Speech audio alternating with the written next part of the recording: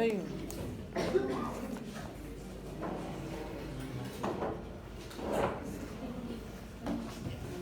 Muy bien.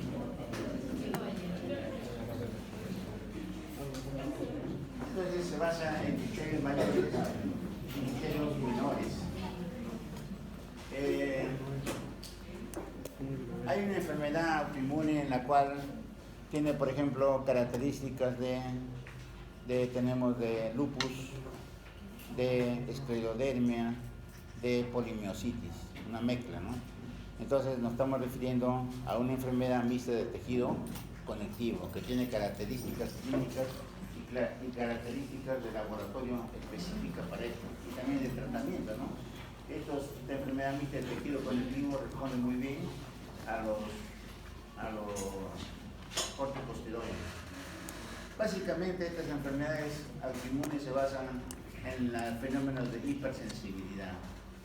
Hipersensibilidad tipo 3, básicamente, lupus tipo 2 también, ¿no? En la cual se van a formar complejos inmunes, los cuales viajan por toda la circulación, se depositan en las membranas basales, van a producir fenómenos inflamatorios a nivel de los vasos, vasculitis, glomerulonefritis, encefalitis. Y también estas enfermedades autoinmunes van a producir a la larga destrucción de células dianas específicas, en la cual va a haber, por ejemplo, autoanticuerpos dirigidos frente a un organismo o a una célula, ¿no? Acá en la enfermedad autoinmune se produce por una pérdida de la autotolerancia, o sea, la ausencia de respuesta a nuestros propios antígenos, ¿no? En cambio, la tolerancia es la pérdida, ¿no?, de la respuesta inmunológica frente a cualquier antígeno, es una tolerancia. Las enfermedades autoinmunes pueden ser sistémicas, ¿no? Pueden afectar varios órganos, o también pueden ser específicos de un órgano. Por ejemplo, tenemos la tiroiditis de Hashimoto. La tiroiditis, por el mismo proceso inflamatorio, es una inflamación. Si es una inflamación autoinmune, ¿cómo será? ¿Una inflamación aguda o crónica? Una inflamación crónica. ¿Y esa inflamación crónica, qué células intervienen? Los linfocitos. Los linfocitos.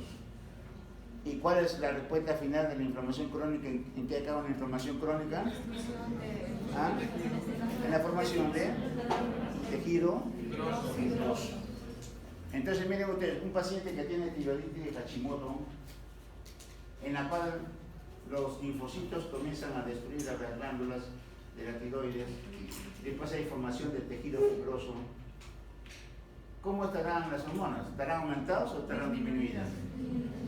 Están disminuidas. O sea, en la tiroiditis de Hashimoto se produce hipertiroidismo o hipotiroidismo. Hipotiroidismo. En la anemia hemolítica autoinmune, en la cual hay autoanticuerpos que se depositan en la membrana basal en la membrana celular de los eritrocitos. Se activa el complemento y se produce una hemólisis masiva. ¿Cómo hacen para hacer el diagnóstico de una anemia hemolítica autoinmune? ¿Cómo hacen para demostrar la presencia de anticuerpos en la membrana de los eritrocitos? Le hablé en la clase. ¿Ah? La prueba de Kunz. La prueba de Kunz, test de Kunz, directo e indirecto, determina la presencia de anticuerpos en la membrana celular de los eritrocitos, ¿no? Muy bien. La gastritis atrófica autoinmune de la anemia perniciosa. Miren ustedes, acá es bien interesante. ¿Por qué? El factor intrínseco en la gastritis crónica atrófica, ¿no? Gastritis crónica atrófica, ¿cómo estarán las células parietales? ¿Están aumentadas o están disminuidas? Están disminuidas. Las células parietales son las que producen el factor intrínseco de la absorción de la vitamina B12 a nivel del hígado. Entonces, si están disminuidas las células parietales, ¿cómo estará la secreción del factor intrínseco? ¿Aumentado o disminuido? Está disminuido. Miren, ¿cómo es Ese por un lado, por las células parietales. Después también hay autoanticuerpos contra el factor intrínseco de la absorción de la vitamina B12. Miren ustedes, por un lado, por la misma proceso inflamatorio crónico, atrófico, se destruyen las células parietales, y por otro lado hay formación de autoanticuerpos contra el factor intrínseco de la absorción de la vitamina B12. La esclerosis múltiple. Hay autoanticuerpos contra la mielina. ¿Qué función tiene la principal la mielina? ¿Ah? O sea, ¿por qué se han formado ¿quién lo forma? Las células de Schwann. La mielina viene a ser la mielina viene a ser como la envoltura de plástico de los conductores de la corriente, para que la corriente no se vea a un lado. Entonces miren ustedes, en esta enfermedad, en esclerosis múltiple, se producen anticuerpos contra la mielina. Si hay anticuerpos contra la mielina, ¿cómo estará la conducción nerviosa? ¿Cómo estará la coordinación de los pensamientos? Habrá alteración, ¿no? Miren ustedes, hay anticuerpos contra la mielina. En la orquitis autoinmune, normalmente hay órganos nobles en los cuales no están en contacto contra el sistema inmunológico. Por ejemplo, tenemos las células germinales del testículo. No están en contacto con el sistema inmunológico. Pero basta, miren ustedes, que haya un proceso inflamatorio. Basta que haya un proceso traumático, un traumatismo del testículo. Entonces, esos antígenos que están dentro de los tubos timidíferos entran en contacto con la circulación sanguínea. Se activa el sistema inmunológico y se producen autoanticuerpos contra las células germinales del testículo. ¿Y cuál será el resultado final? La esterilidad. El síndrome de Cook-Pasteur. A ver, ¿quién me dice quién es el síndrome de Cook-Pasteur? Ya lo hemos visto. ¿Han dado su examen? ¿Ah? ¿Señorita?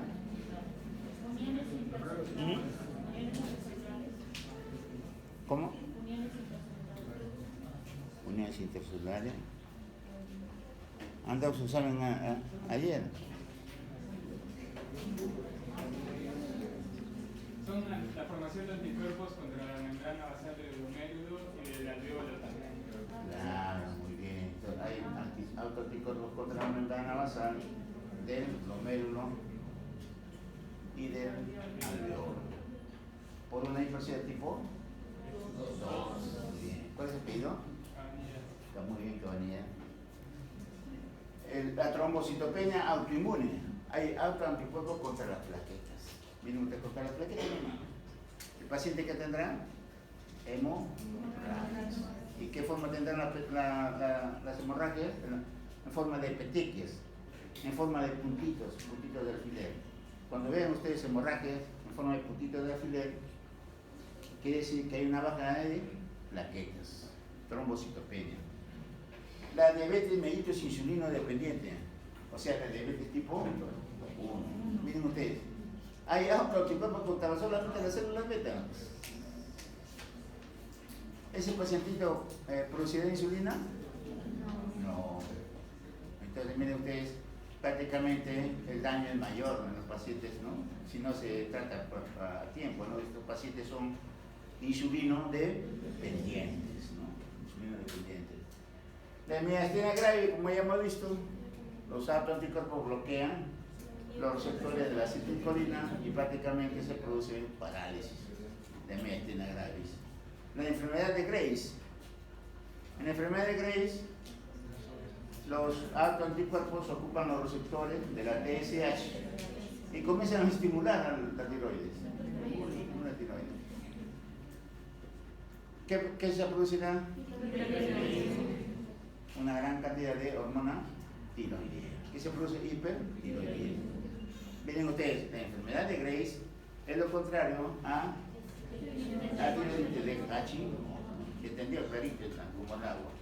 La cirrosis biliar primaria, miren ustedes, en la cual hay autoanticuerpos contra los conductivos biliares. O sea, en los conductivos biliares se van a formar ahí, van a haber células, linfocitos, que van a destruir a los conductivos biliares. Si hay una gran cantidad de linfocitos, esa cantidad de linfocitos, o sea, esa inflamación crónica dentro del espacio porta, alrededor de los conductivos, con destrucción de los conductivos, ¿qué se va a formar ahí?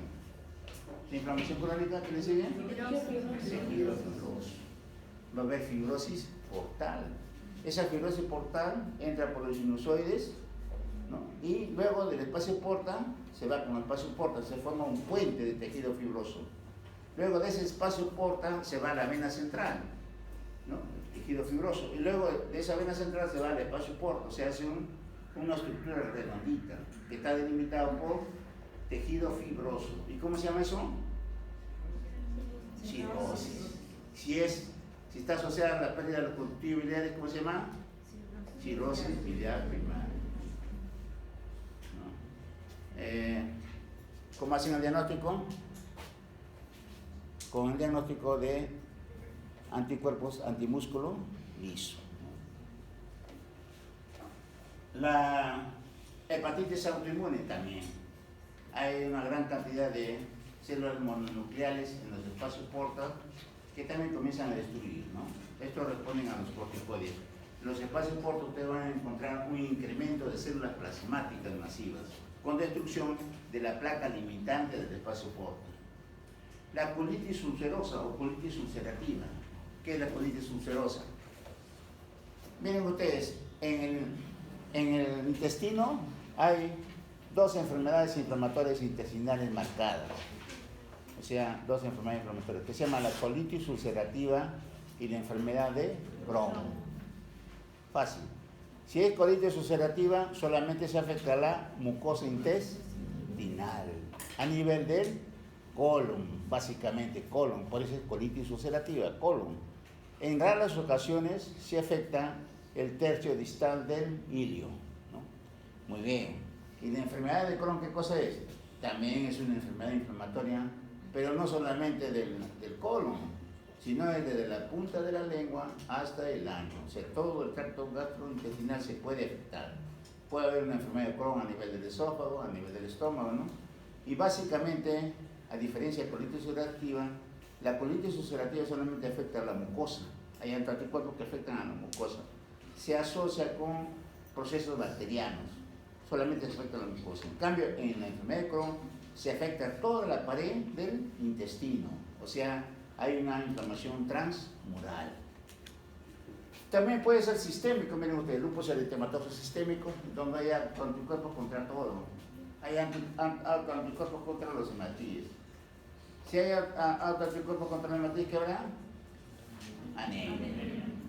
Si se afectan los leucocitos, ¿qué habrá? ¿Ah? Leucopenia. Si se afectan las plaquetas, habrá hemorragia. Miren ustedes la hemorragia, ¿no? O sea, y se afecta a todo el organismo, ¿no? La artritis reumatoide, en la cual se afectan todas las articulaciones, pero a diferencia del lupus, en el lupus también se afectan las articulaciones, pero básicamente a nivel de la serosa. En cambio, en la artritis reumatoide se afectan las articulaciones con destrucción del cartílago, con destrucción del hueso. Se va a formar un panus y se va a formar ahí tejido fibroso, los panus. Luego tenemos el síndrome de Reiter. Síndrome de Reiter, que es una artropatía seronegativa. El síndrome de Reiter es un síndrome porque se afectan básicamente, hay una conjuntivitis, hay una uretritis y una artritis. Se asocia con infecciones por Shigella, Flexneri, o también se asocia con Clamidia, Trachomatis, que son bacterias, ¿no?, que están asociadas a infecciones sexuales, ¿no?, la clamidia sobre todo, ¿no? Es una seronegativa, o sea, básicamente es un proceso que afecta a esos tres órganos, ¿no? que también puede suceder un Raynaud incompleto. Generalmente, el síndrome de Raynaud se asocia a un antígeno de histocompatibilidad, el HLA-B27. Luego tenemos las miopatías inflamatorias, que lo vamos a ver.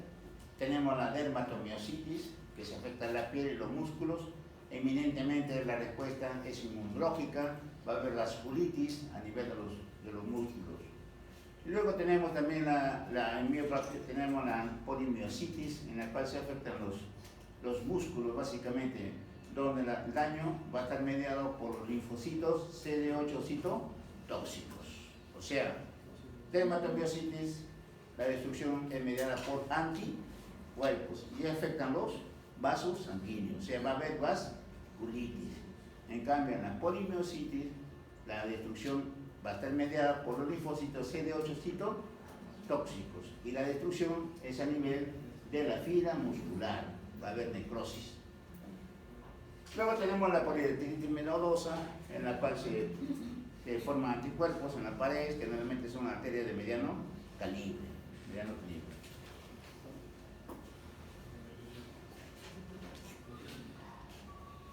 Acá hay una tolerancia inmunológica, una tolerancia central a nivel del timo y una tolerancia periférica.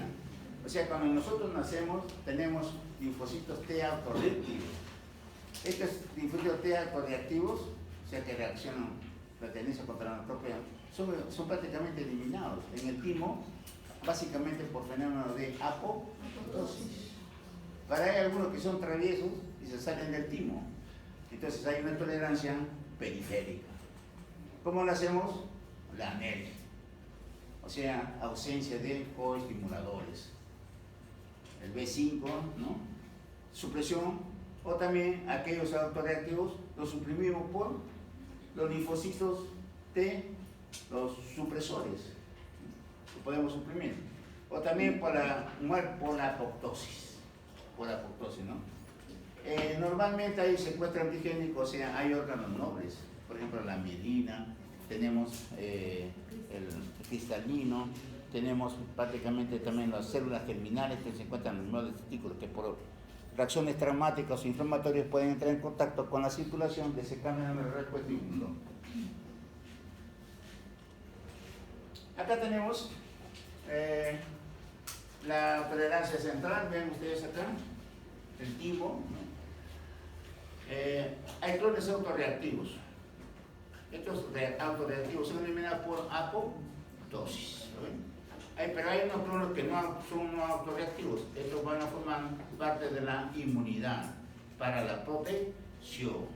Y hay algunos traviesos que salen y va a haber una tolerancia periférica a través de la anergia, ¿no? En la cual va a haber ausencia de coestimuladores B7 y CD28, o también por las células T supresoras, supresión, o también por la muerte celular inducida que se denomina la apoptosis.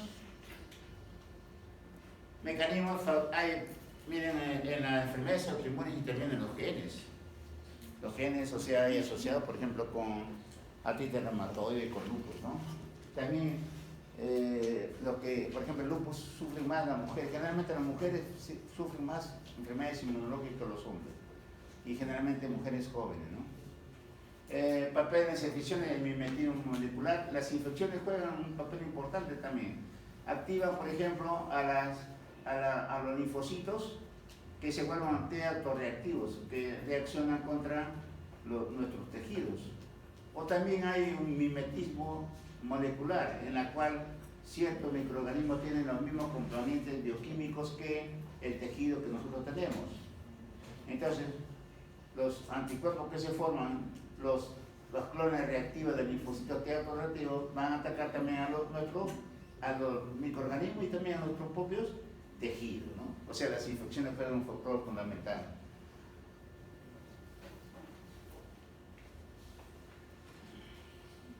Acá la sociedad genética, ¿no? Hay una frecuencia a lo propio, y hay la presencia de linfocitos T autorreactivos. O sea, es una chance que tiene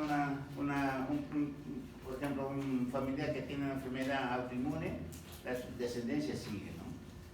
Luego también la infección, la inflamación, como hemos visto, ¿no? Hay esta célula presentadora de antígenos, ¿no? Como tienen el mismo tejido, entonces se van a formar, acá como dicen, linfocitos T autoreactivos, que van a destruir a nuestro propio tejido. Por ejemplo, tenemos un ejemplo palpable, tenemos la proteína M del estreptococo. La proteína M del estreptococo tiene un compuesto bioquímico parecido a la miocina del corazón. O sea, se forman mecanismos inmunológicos contra la proteína M del estreptococo y también se va a formar contra la proteína del corazón. O sea, se va a producir una miocarditis. Miren ustedes. También esa proteína del estreptococo también tiene otras con la mielina, se van a producir destrucción de la mielina, también con los daños a nivel del glomérulo. Va a haber una glomerulonefritis postestreptocócica.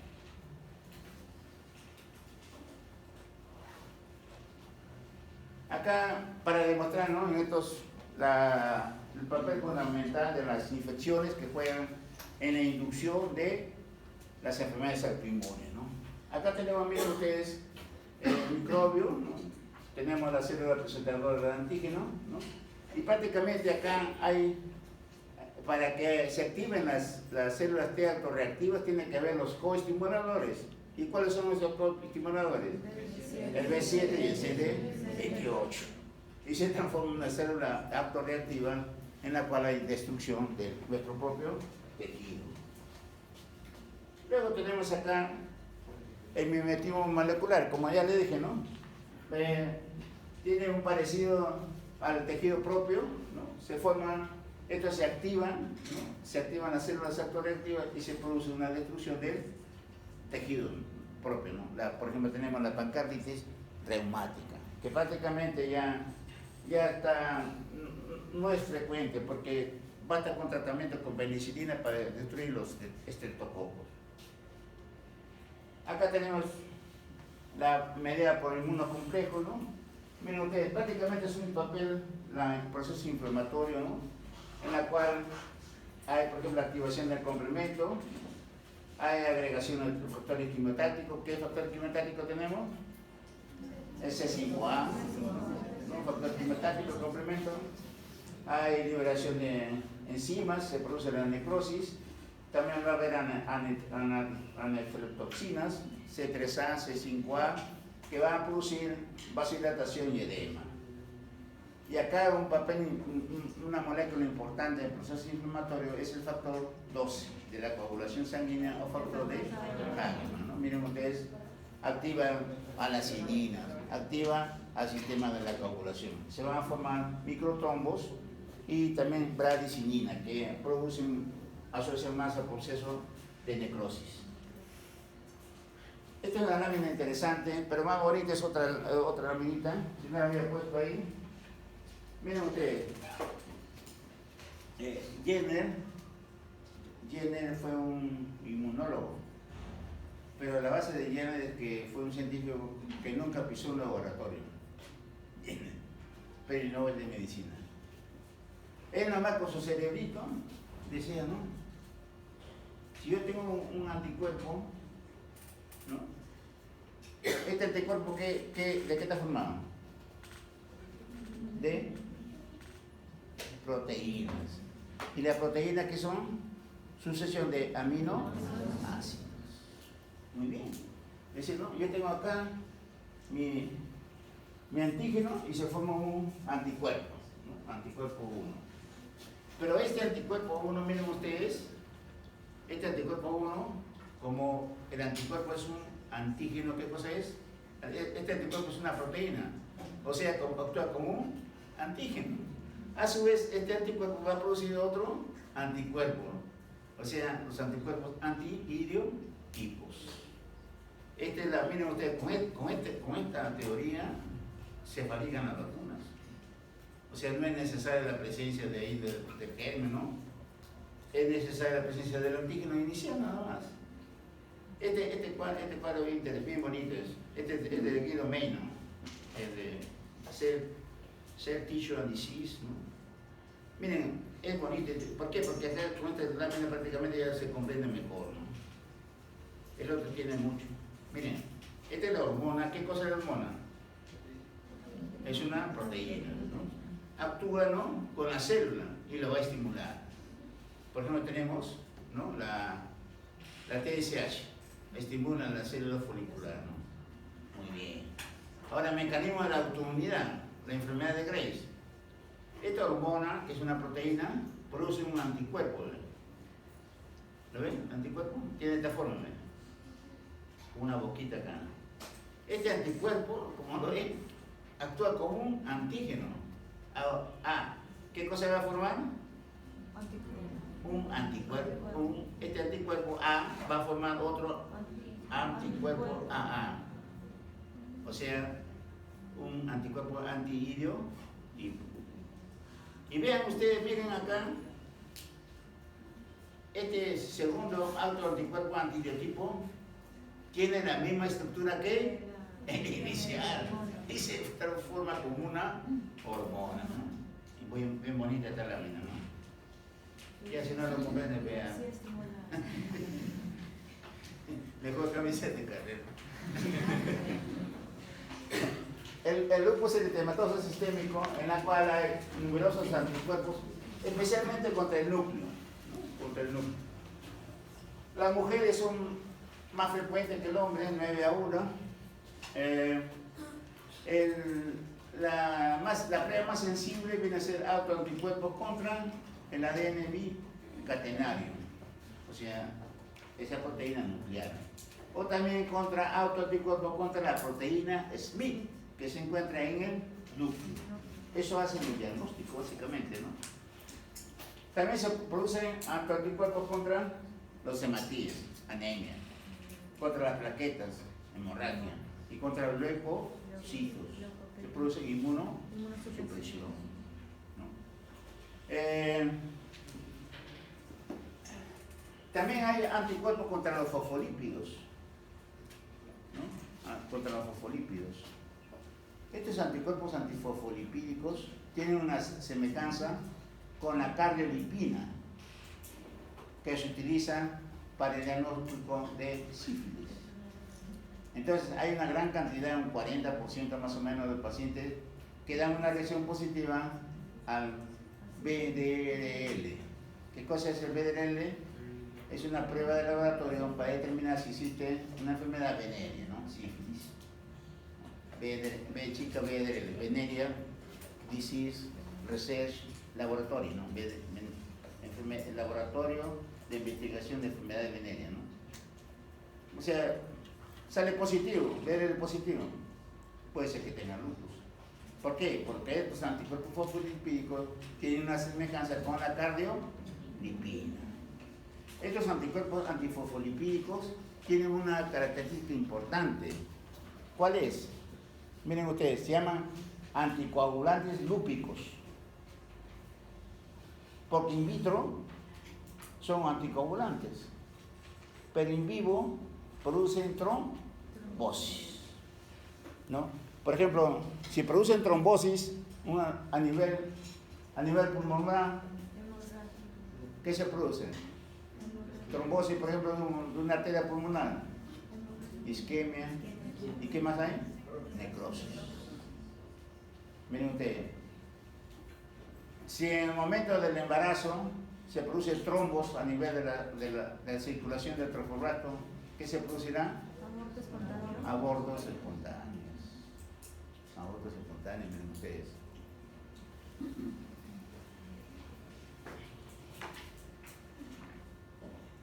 Ahí está el síndrome anticuerpo antifosfolípico, trombosis vascular, pero in vitro es anticoagulante. Hay una predisposición genética, factores exógenos, exposición a fármacos, el sol también desencadena, ¿no? Sol y los estrógenos, ¿no? O sea, miren ustedes, una paciente que tiene lupus y sale embarazada, hay problema, ¿no? Hay que manejarla con pinzas, ¿no? Básicamente se producen, como dice, por la hipercidad tipo 3 y tipo 2. Tipo 3 y tipo 2. Sí. Hay fármacos como las sales de oro, que se utilizan para la artritis reumatoidea. Hay fármacos. Pero también hay fármacos que no producen un lupus sistémico, sino, ya vamos a ver, un lupus localizado. Por ejemplo, tenemos la hidralazina, ¿no?, que producen una forma localizada de lupus. Pero el sistémico, por ejemplo, tenemos las sales de oro. Sales de oro. Acá hay factores potenciales etiológicos, ¿no? El virus de Epstein-Barr. El virus de Epstein-Barr no se mete en todo.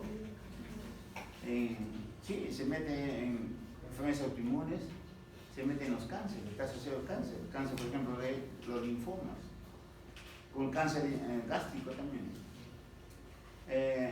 También con los astrocitomas, con cáncer a nivel del cerebro, los virus. Las hormonas, los estrógenos, la predisposición genética, los HLA-B8. ¿Qué es la HLA-B8? Es un factor, ¿no? El HLA, lo que B8 por una parte, ¿no?, tiene una predisposición, una alta susceptibilidad de desarrollar lupus. Drogas, tenemos la procainamida, sales de oro. Hay una pérdida de tolerancia, hay células CD4 autorreactivas y la producción de autoanticuerpos, en la cual hay destrucción del riñón. Básicamente, en el lupus, el órgano que más se compromete viene a ser el riñón.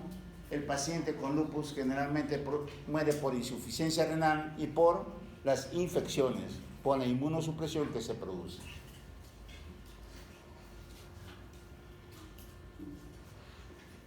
Hay vasculitis, ¿no?, necrosante aguda, necrosis fibrinoide, ¿no?, y hay en el riñón se produce la nefritis lúpica. Acá es importante dos conceptos básicos cuando vean patología renal. ¿Cuál es? Para que en una biopsia renal, para que sea una muestra adecuada, tiene que haber 6 glomérulos. 6 glomérulos. Supóngase que 6 glomérulos, ¿no? De los 6 glomérulos se afectan 2, o sea, menor del 50%. O sea, 2 tienen glomerulonefritis y 4 están libres. Ahí tenemos el caso de una glomerulonefritis focal. Y cuando se compromete mayor del 50% de los glomérulos, tenemos una glomerulonefritis difusa. Muy bien. Ahora, en relación a cada glomérulo, el glomérulo puede dañarse una partecita nomás del glomérulo. Vamos a tener una glomerulonefritis segmental.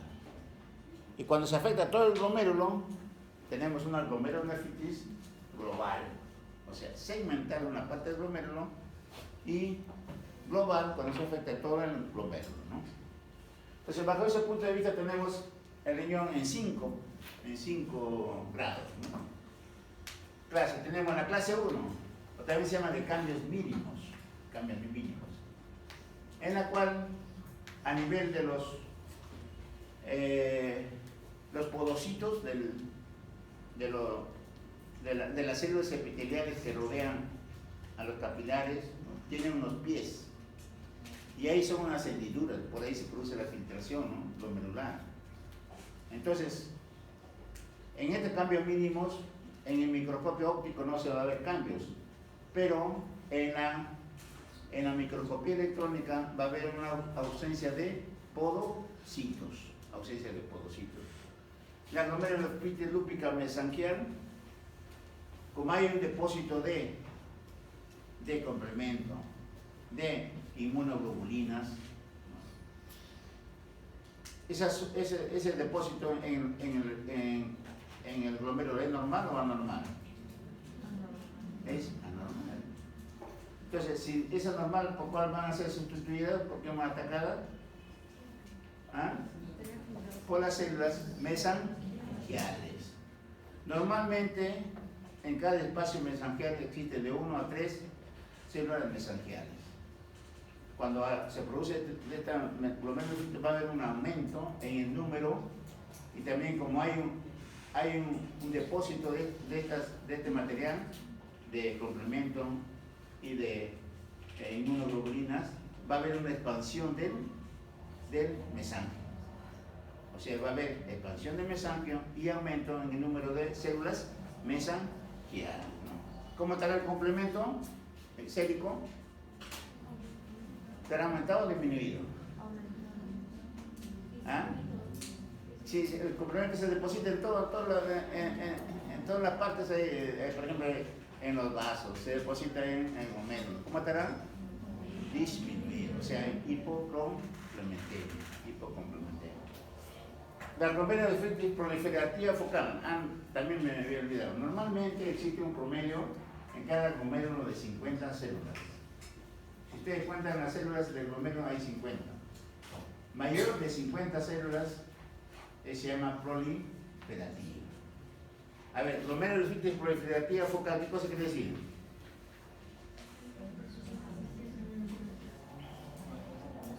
A ver.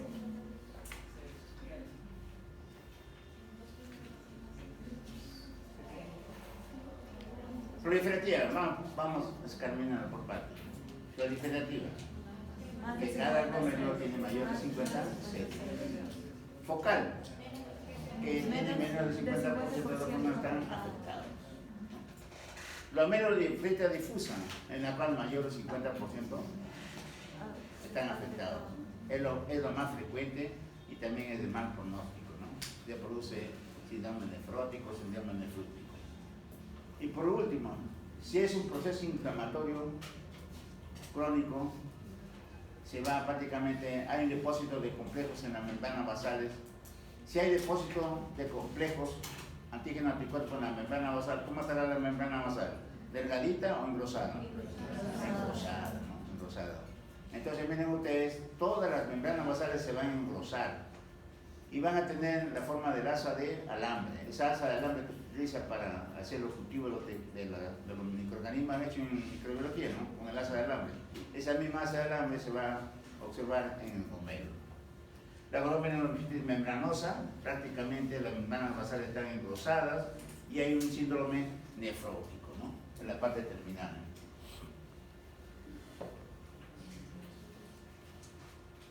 Acá tenemos lo que hemos hablado, ¿no? Cambios mínimos, hay una leve hematuria y proteinuria proliferativa, mesanquio, hematuria focal proliferativa, mesanquial y subendotelial, los complejos, miren ustedes, moderada nefritis, difusa proliferativa, que es la más frecuente, depósito de complejos, ¿en dónde? En el mesanquio y a nivel del endotelio, debajo del endotelio.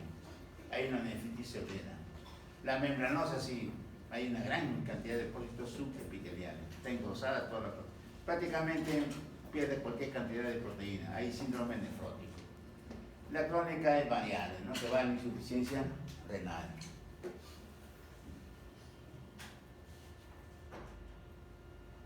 Acá tenemos un glomérulo normal con la coloración tricrómica de Mason. La parte azulita viene a ser para ver el tejido fibroso. Acá tenemos la cápsula de Bowman. Luego tenemos acá, miren ustedes acá, la arteriola aferente, los hematíes. Esta es la arteriola aferente, está entrando al glomérulo. Y acá tenemos los capilares glomerulares. Acá tenemos un capilar glomerular, ¿lo ven? Capilar glomerular, 1, 2, 3, 4, 5 hematíes. Y vean, quiero que ustedes observen prácticamente como una línea fina, se observa la membrana basal, ¿lo ven? Una línea fina, ¿lo ven? Una línea fina de la membrana basal, ¿no? Esto es lo normal. Muy bien. Acá tenemos las células mesanquiales. Este es el mesanquio. El mesanquio, miren ustedes, delgadito, 1 o 2 células mesanquiales. Acá otra célula mesanquial, prácticamente normal. Acá está otro capilar bonito, ¿ven? Un hematíes, vean ustedes la membrana basal, delgadita, apenas, ¿no? Como se viene acá. Y luego tenemos acá la arteriola eferente.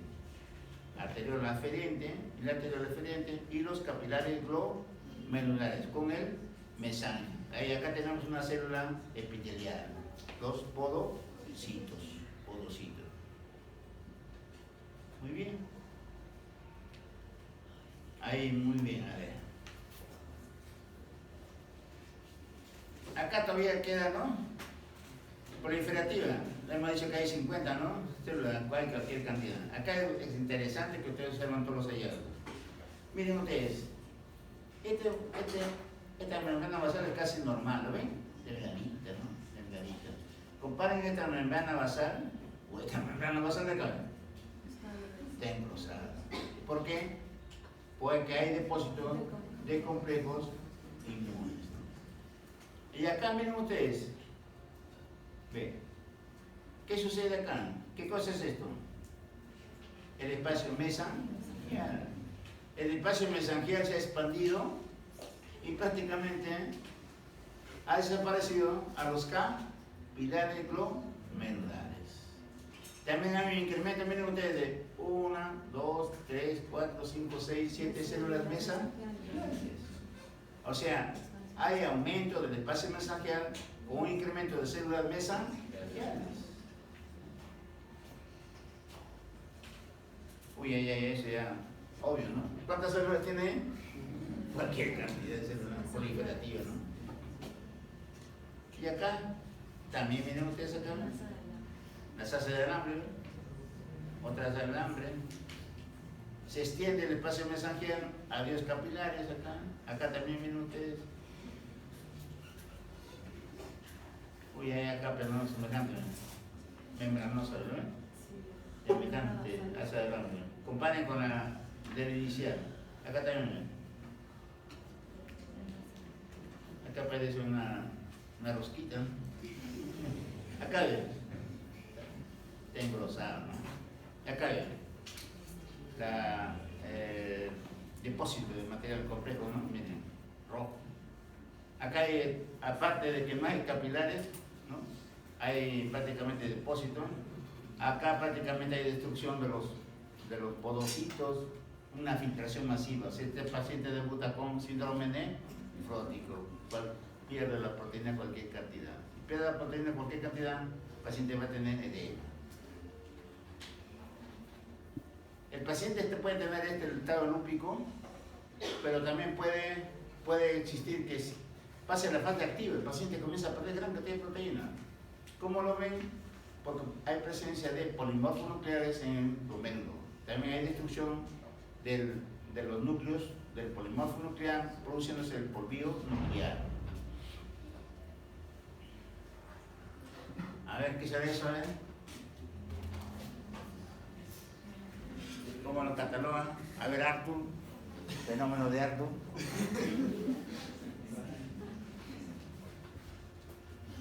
A ver.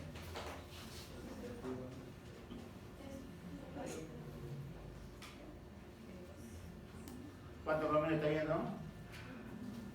Un glómerulo. Entonces, me olvido de focal y difusa. Entonces me quedan dos posibilidades. Segmental y global. ¿Qué cosa es? Segmental. Segmental. ¿Lo ven ahí? La parte inferior, que señala la flecha, es lo normal. Y la parte superior es lo anormal, ¿no? Lo anormal. Miren ustedes, la parte inferior está normal. En cambio, compadre, miren esta membrana basal delgadita, como esta membrana basal gruesota, ¿no? Gruesota. Ah, es obvio, ¿no? ¿Cuántas celulitas? Ya se pasó de 50, ¿no? Acá miren ustedes. ¿Cómo tener el espacio? ¿Cuántas células mesangiales acá hay acá? 1, 2, 3, 4, 5, 6. ¿Acá hay capilar glomerular? No hay. ¿No? Hay un incremento de células mesangiales acá, 2, 3, 5. Aparte de eso hay un incremento del espacio mesangial, una glomerulonefritis lúpica mesangial. Acá tenemos, miren usted, también un incremento de células. Y acá, con la inmunofluorescencia, se depositan los de complemento, hay depósitos de complemento y de inmunoglobulinas.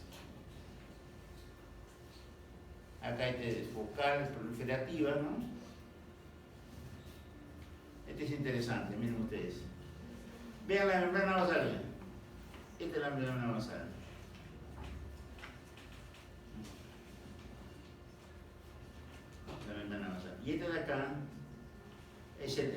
fíjense bien que en el glomérulo, el epitelio del endotelio es un epitelio fenes presente hendidura. Acá tenemos, miren, acá hay una hendidura, acá hay otra hendidura. Este es el endotelio del vaso y los depósitos están por debajo. ¿Lo ven acá? ¿Ven? Todo esto gris oscuro viene a ser los depósitos subendoteliales. Esto es lo que ven ustedes, por eso está engrosada. La membrana basal es esta, delgadita, y se engrosaron, se depositaron estos complejos inmunes por debajo del epitelio del endotelio. O sea, son depósitos subepiteliales. Acá para ver bonito, ¿no? Miren ustedes, el engrosamiento de la membrana basal, se utiliza una coloración de paz. Hay el eritema malar, erupción, ala de mariposa. El eritema es enrojecimiento. ¿Por qué se produce ese enrojecimiento? ¿Qué célula tiene color rojo? Los eritrocitos. Entonces, miren, hay una destrucción de la membrana basal con una degeneración vacular de las células basales de la epidermis y también con una destrucción de la pared de los vasos. Si hay una destrucción de la pared de los vasos de la dermis superficial, ¿qué habrá?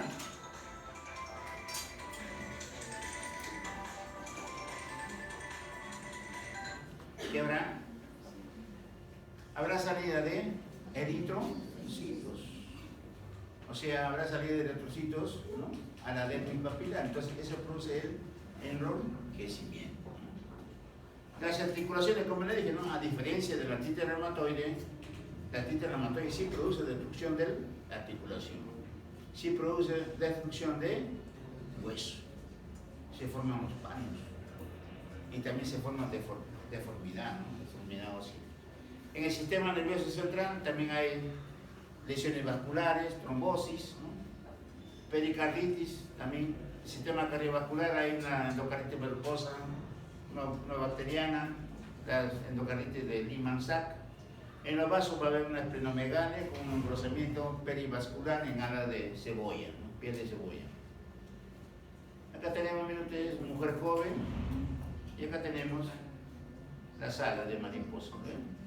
Eritema malar. Eritema malar.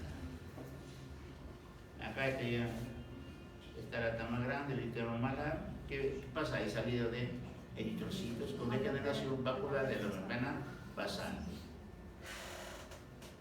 También miren ustedes, mujer joven, el ala de mariposa. Y acá lo que vemos es, ¿por qué se produce esto?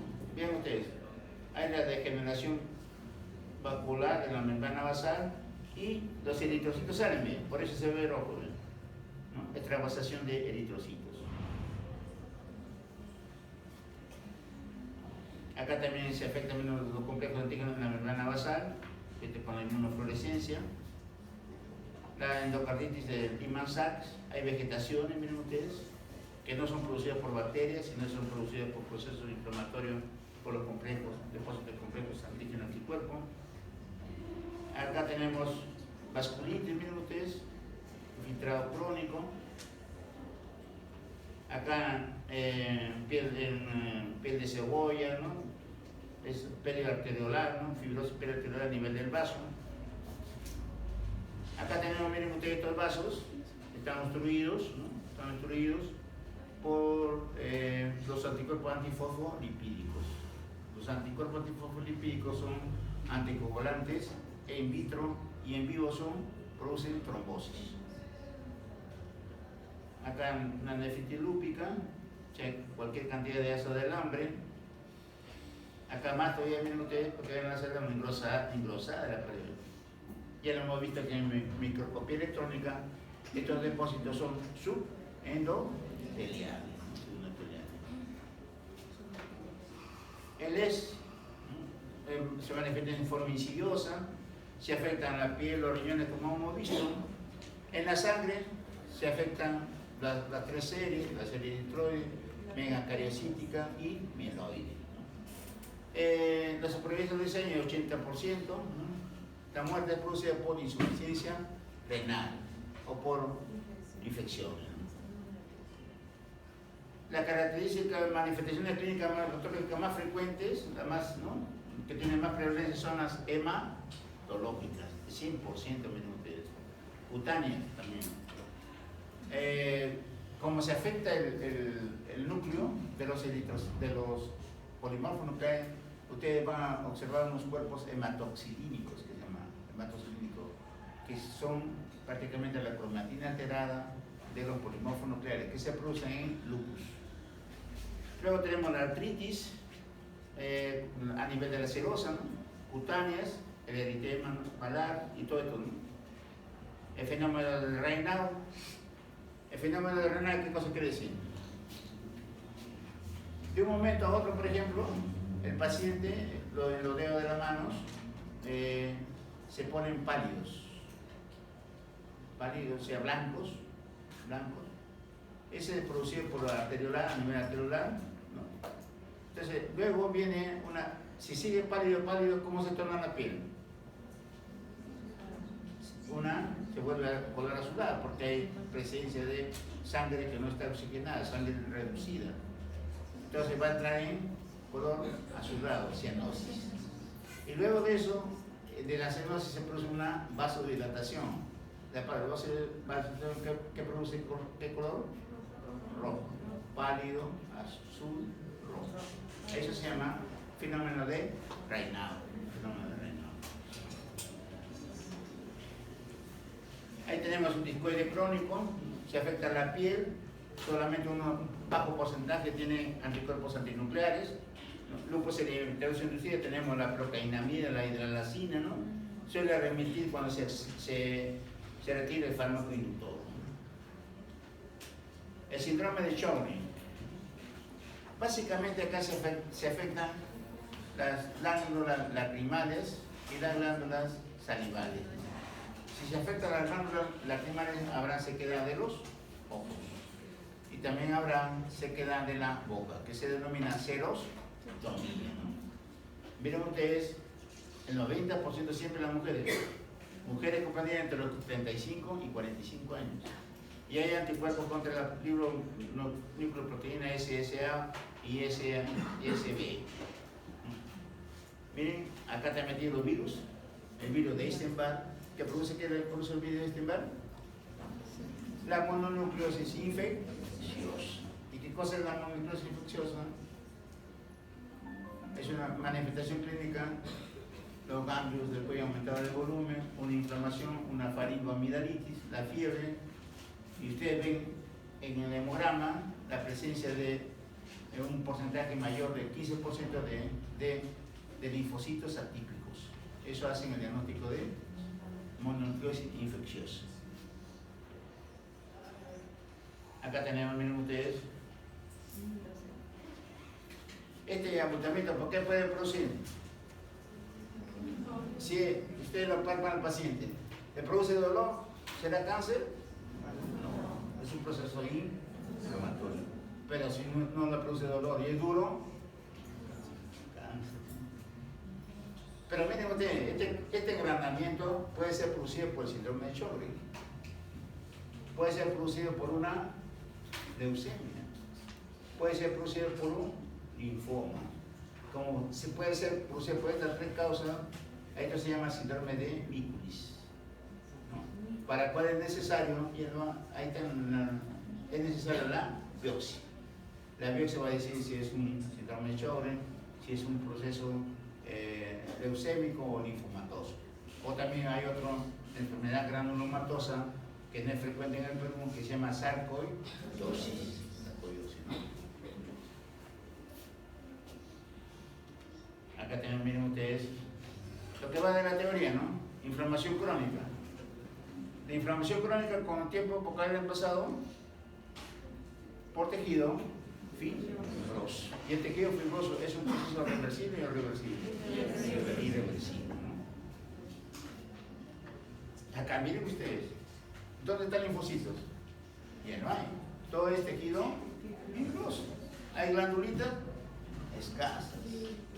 No hay glándulas, no hay, acá hay un asiento chiquitito, ¿no? Este glándula, ¿qué cosa es? Son conductos, ¿no? No son glándulas, son conductos glandulares, ¿no?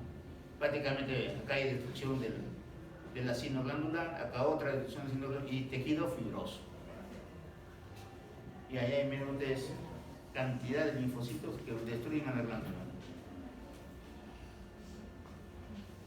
Muestra infiltrado linfoide, ¿no? Hiperplasia epitelioductal, obstrucción y luego tejido fibroso y por último sustitución por tejido adiposo. Sequedad nasal, hay formación de costras, bronquitis, ¿no? El síndrome de Mikulicz, en la cual el agrandamiento de la parótida acá a nivel de la parótida puede ser producido por sarcoidosis, por leucemia, puede ser producido por linfoma, ¿no? La esclerodermia sistémica, esclerodermia, o esclerosis sistémica, ¿no? Por decirlo.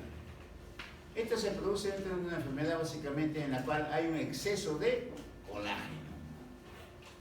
Si por ejemplo a nivel de la piel de los dedos hay una formación excesiva de colágeno, se forma colágeno, ¿qué sucede con la epidermis? Colágeno, ¿qué sucede? ¿Ah? ¿Sí? ¿Sí? La epidermis que es así, ¿qué comienza? ¿Ah? Se atrofia, pero llega un momento que sigue aumentando el colágeno, ¿qué sucede? Se rompe. ¿Y qué se produce? Úlceras. Ahora miren ustedes, acá nosotros en los dedos tenemos los nudillos. ¿Qué pasará si se llena todo el colágeno? ¿Habrá nudillos? No. ¿Habrá arrugas? Tampoco, ¿no? Acá miren ustedes, hay fibrosis, afecta tanto el gastrointestinal, los riñones, el corazón, los músculos y los pulmones, ¿no? También acá la mujer es más frecuente, miren ustedes 3-1, fenómeno de reinado que hemos dicho. Hay una disfagia por fibrosis esofágica, fibrosis pulmonar, hipertensión maligna, porque hay una hiperplasia muscular lisa a nivel de las arteriolas renales, ¿no? Y una hiperplasia muscular lisa es un proceso reactivo, es un proceso reversible o irreversible a nivel renal. Irreversible. Ahora, la luz de la arteria renal, como hay un incremento de células musculares lisas, comienzan a proliferar. ¿Qué sucede con la luz? ¿Aumenta o disminuye? Disminuye. ¿Y la isquemia renal qué produce? Se va a activar el aparato juxtaglomerular, renina, angiotensina, angiotensinógeno, que aumentan la presión arterial. ¿Y se podrá controlar eso? Se llama la hipertensión maligna. Hay anticuerpos contra el ADN topoisomerasa, ¿no? El síndrome de Krebs, C de carcinosis, fenómeno de Raynaud, la E, compromiso del esófago, C, estrechez a nivel del esófago, la S, esclerodactilia, ¿no? A nivel de los dedos, alargados, y telangiectasia. Estas telangiectasias son dilataciones de los vasos sanguíneos, ¿no? Por esta celular. Hay células CD4 activan a los fibroblastos, ¿no? Pero ahí va a haber producción de citoquinas que va a dar lugar a una mayor síntesis de colágeno. Acá tenemos que estas citocinas se activan las células efectoras que actúan sobre factores de crecimiento de los fibroblastos, hay un incremento en la matriz celular y fibrosis. En los vasos sanguíneos va a haber un estrechamiento, isquemia, ¿no? Que va a desencadenar una necrosis. Se afecta la piel, el tracto gastrointestinal, los riñones con la insuficiencia renal, con la arteriosclerosis hiperplásica, los pulmones, fibrosis pulmonar, corazón, fibrosis cardíaca. Esta es una lámina bonita, miren ustedes. Esta es la epidermis, la dermis y este es el tejido celular subcutáneo. Acá miren ustedes, vean. La epidermis, la dermis, miren ustedes. Las bandas de colágeno, ¿no? Están infiltrando el tejido graso, ¿lo ven? Acá hay más tejido graso, acá hay no, ¿ven? Porque hay un exceso de colágeno. Acá miren ustedes, esta arteria, esta arteriola, miren ustedes la luz que queda, ¿ven? Chiquitita, ¿lo ven? Acá hay una capa, 2 capas, 3 capas, 4 capas, 5 capas, 6 capas, 10 capas de músculo liso. La hipertensión maligna. Acá también el odorito, ¿ven? destruido, ¿no? Destruido por el exceso de colágeno, rompe a la epidermis, ¿no? Acá tenemos a esta señora, ¿ve? ¿Tiene los nudillos? No. No. ¿Tiene arrugas? No. No. Está chibola, ¿no? Está chibola. Acá son las telangiectasias, miren ustedes, dilatación de los vasos, ¿no? Telangiectasias. Acá la gran cantidad de colágeno, más colágeno. Acá para que con la dicrómica de Maso, para que observen, ¿no? La arteriodosis hiperplásica. Miren ustedes este chiquitito de vaso sanguíneo en la luz. La dermatomiositis. Pregunta de examen de residencia. ¿Qué se asocia con la mujer que produce, por ejemplo, tiene cáncer de ovario o de estómago? Se asocia con dermatomiositis. La dermatomiositis básicamente el daño es por anticuerpos. ¿Qué se afecta? La microvascularización. O sea, va a ser eminentemente a nivel del perimisio. También va a haber, la piel se va a afectar dando un fenómeno de heliótropo. Acá tienen ustedes heliótropo, un proceso eritematoso alrededor de los ojos. Acá más todavía, miren ustedes, un proceso inflamatorio alrededor de los ojos, el heliótropo. Y acá miren ustedes, básicamente el daño es a nivel de los vasos sanguíneos, ¿no? Linfocitos, vasos sanguíneos, ¿no? A nivel del perimisio. La polimiositis, ¿a qué se debe? Hay una destrucción por las células CD8, ¿no? Los infiltrados inflamatorios van a ser dentro de la fibra muscular con necrosis, ¿no? A diferencia de la dermatomiositis, que prácticamente la inflamación es perivascular. Acá miren ustedes, músculo y toda esta cantidad de linfocitos. Acá en esta área hay músculo, no, ha sido destruido por los linfocitos. Acá se ve una imagen interesante, miren ustedes, la fibra muscular, y acá la gran cantidad de linfocitos que destruyen, ¿no?, al músculo. O sea, la polimiositis es mediado la destrucción por los CD8, o sea, por células. Acá más todavía, miren ustedes, acá está normal, y toda esta área acá está destruida. Miositis por el cuerpo de inclusión, en la cual dentro de las fibras musculares se van a formar vacuolas, ¿no?, rodeadas de cuerpos basofílicos, ¿no? A diferencia de la dermatomiositis y la polimiositis, la debilidad en esta miositis es asimétrica. En cambio, las dos anteriores es simétrica. Y generalmente se comprometen los músculos proximales en la polimiositis y la dermatomiositis, los músculos proximales. Y son simétricos. En cambio, en la miositis por cuerpo muscular se afectan los músculos distales, ¿no? Y es asimétrica. Acá tenemos el cuerpo de inclusión. Acá tenemos uno, acá están las estructuras basofílicas, acá también, acá con otra coloración, miren ustedes, prácticamente acá está destruido el músculo. El diagnóstico, por la característica clínica que acabamos de ver, por la electromiografía, por la elevación de la creatinquinasa, la muscular, y por la biopsia. A ver, les hago una pregunta, y sucede con los residentes. El problema, miren ustedes, también de la polimiositis, la dermatomiositis, bueno, ya se afecta, por ejemplo, los músculos acá de la extremidad, no podrán andar, ¿no? Pero, ¿qué sucede? Yo he visto casos, ¿no?, que con polimiositis, para las mujeres jóvenes, me acuerdo de una señora, estaba con polimiositis, se le colocó un acero y ya no respondía ella. Y prácticamente sus músculos, o sea, los músculos de respiración de la caja torácica, no funcionaban. La paciente murió como asfixiada, me acuerdo mucho.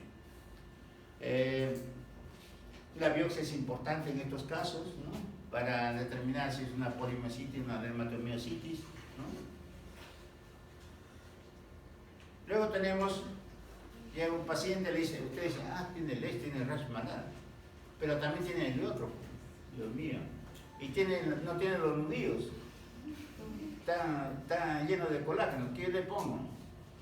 Entonces, como el ser humano es muy vivo, te ponen ese problema, ¿no? Enfermedad mixta de tejido con el PIN. Y tiene su característica especial, ¿no? Miren ustedes, no se afectan los riñones y tiene una excelente respuesta a los esteroides.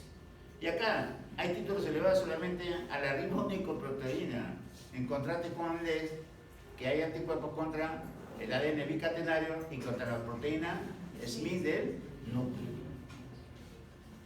Hasta ahí nos quedamos.